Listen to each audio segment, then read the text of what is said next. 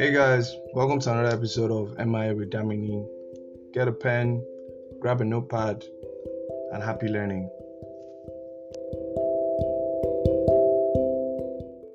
Hey guys, um, so this is like the first part of the do's and don'ts of a small business or a growing business, like I like to call it, um, series. And this first part is the five do's, right?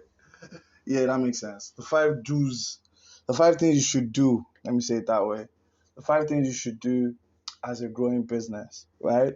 And these are like top of mind things. These are things that you should prioritize each and every um each and every day that your business is open. And then also as an entrepreneur, the difference between you and somebody working 9 to 5 is you don't work 9 to 5, you work 24 hours. Once your eyes are open and your brain is awake, work has already started for you. Because as a business, your business doesn't sleep. You are hopefully at some point you'll be employing so many people. You need to make sure that those people now depend on you. So basically business owners don't sleep. And I think that's one thing that a lot of people get confused by, thinking that entrepreneurship and running your own business is like, oh, it's so cool. Fine, I agree that it has certain perks to it. You can pick your work hours, which I think that's people are not purely honest about that. You don't get to pick your work hours. Your work hours most of the time actually pick you. For example, now if you're in a service-based industry, whatever service you're rendering at that point, when your client comes calling and you want money or you need money, you're gonna answer them. They come calling at 1 a.m., 2 a.m., 3 a.m. If you need money, you would answer them, right? So yeah, let's jump right into it. The first thing you should do as a business, right? A business that you want to take to the next level, a business that you want to grow, a business that is literally just starting up, is always innovate, right? In one of my previous episodes, how I explained this was research and development, R&D, right? Always be researching and developing a new product or a new feature in your business. Always innovate. Always pursue a better standard. Always look for ways to improve your product. Always look for ways to even introduce substitute products, new set of products, and things like that. Never ever just relax on what you have. So if you have a fantastic product now, that's great. Um, but always innovate, always introduce new things, always test out new things, always look for how to improve that product or service that you render, and look for ways to even improve the relationship between your customers, potential customers, and your product or service, right? That's another form of innovation. Customer relationships, you can innovate there. You can pick up new strategic customer engagement techniques, all of that, right? Always look for ways to innovate.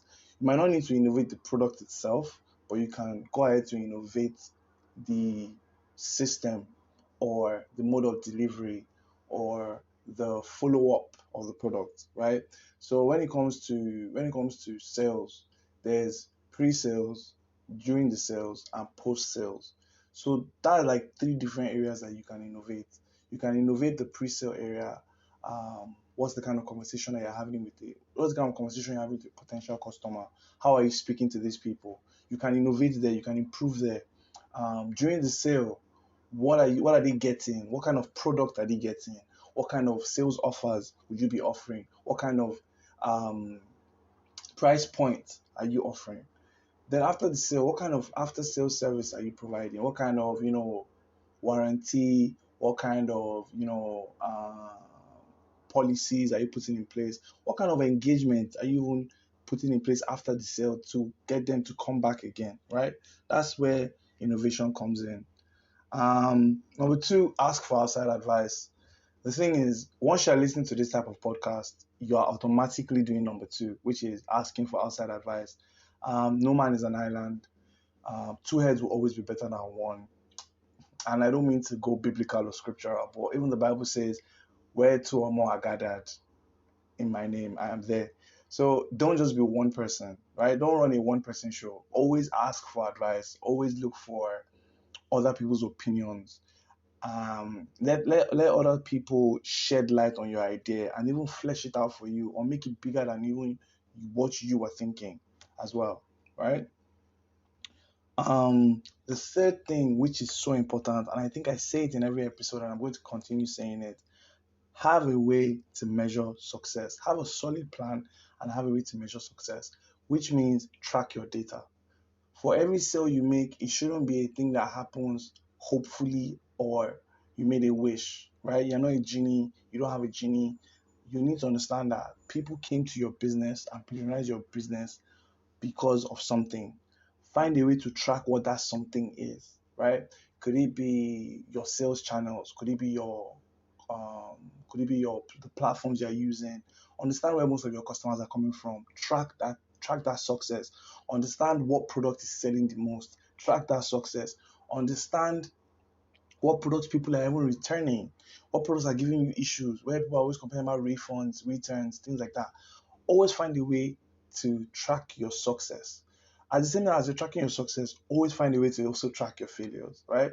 The beauty of success is that it comes with its own set of failures.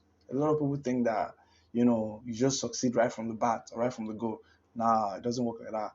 You have to, work at it, fail at it, and then succeed at it. That's typically the cycle that it always runs.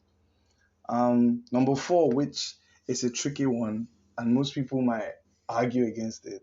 Well, I wouldn't say most people would argue against it. What I'll say is most people are not ready for it or think they're not ready for it. Yeah, that's the word. They think they're not ready for it. Is hire the best people and keep them engaged, right? So outsource where you can and hire where you can, right? Employ where you can and outsource where you can. It's almost the same thing as saying two heads are better than one, right? If you're struggling in one particular part of your business and it's costing you money, it's costing you sales, for example, bookkeeping, you really can't track where your money is going, but you know that your money is going somewhere. And you can't pinpoint that, okay, you know what, I'm using this to buy A, B, C, D, E, F, G. You need a bookkeeping person, either an assistant, either a bookkeeper, either a finance person, either an accountant. You need somebody that can track where the money is going to and look for how to plug that hole, so to speak, right? If marketing is your problem or you have issues with marketing, especially in today's online world or digital world, if you don't know how to run a PPC ad or a Google ad, you don't know how to run a social media ad on Facebook or Twitter or Snapchat, if you don't know how to do these things, hire professionals, outsource these things, and let those people do it for you, right? The thing is, it costs you money, but it generally gives you money. It leads to, and not just money, guys, it leads to peace of mind. And if you know anything about me, peace of mind is top tier for me. Peace of mind always takes center stage, like always. So it's not even just about making more money, because once you have a system that works, you have a solid plan, obviously you make more money, you make more sales. It also like gives you peace of mind. It lets you also plan. It lets you innovate, right? So everything that we've been speaking about for all the do's that you should be doing, do one, do two, do three. This number four thing kind of like ties everything all together as well. Um, and then the last but not least is build strong relationships with your key suppliers. I feel like you should build strong relationships with all your suppliers, whether they are key or they are not key. You should just build strong relationship with your key suppliers, because you should build strong relationships with all your suppliers, because right now it is by relationship that you will get the best price. It's by relationship that you will get the fastest deliveries. It's by relationship you will get the best products right now. We have passed that stage where in business there's a stage where yes, money plays a factor, but because this is a supplier, this is supposed to be a continuous relationship, right? And as you continue to build on that relationship, as you continue to improve that relationship, there would be better prices, there will be better products, there will be faster delivery timelines, and things like that. And all in general, it just makes everything smooth. So also look at building strong relationships, right? So the first one is always innovate, guys. Always look to innovate. The second one is always ask for help. ask for advice, ask for a second eye, ask for a third eye, in fact, ask for people's opinions, people's thoughts, let people test your product, test your service, let them be able to like explain what you do when you just give them idea of what it is. Let them be able to explain it to you back. So you know, okay, it's not ambiguous. They understand what they're saying. They understand what you're also providing as a product, right? Have a solid plan and be able to measure your progress. Guy, data is life. Like without data, you really can't make decisive progress. Like you will literally be progressing and you'll not be able to count on, or you'll not be able to pinpoint where the progress is coming from.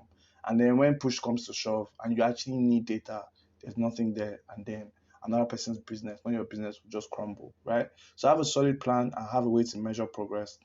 Um, Hire the best, outsource if you can, employ if you can, outsource if need be.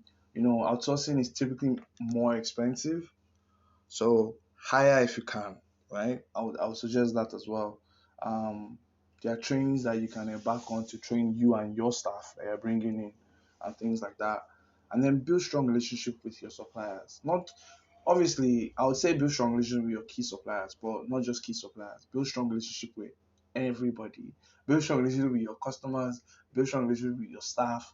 Build strong relationship with your suppliers. Build strong relationships with everybody, guys.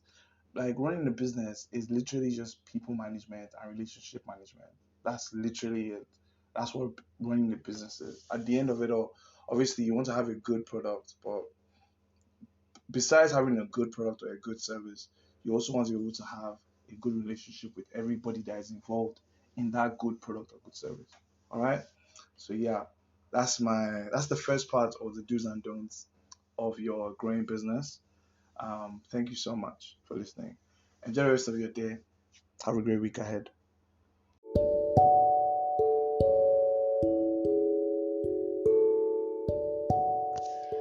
So it's a wrap. That's about it for today. So you'll be hearing from me in another episode, I guess. But don't forget to share this with your friends, your family, people that have businesses, and that will find this type of content useful. So yeah, you'll be hearing from me soon.